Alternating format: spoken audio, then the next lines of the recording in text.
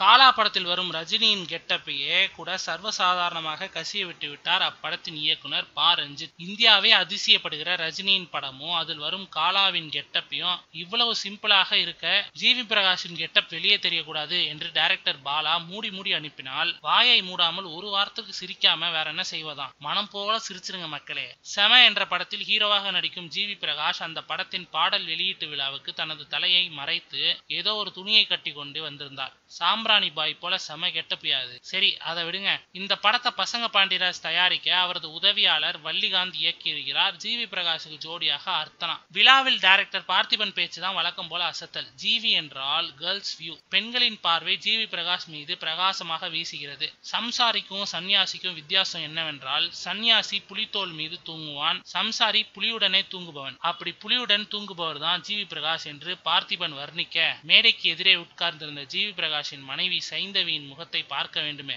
இப்படி உசுப்பியே கட்ட பிள்ளைகள் எல்லாம் கட்டபொம்மன் ஆக்குறாங்களேப்பா, கொடுமை.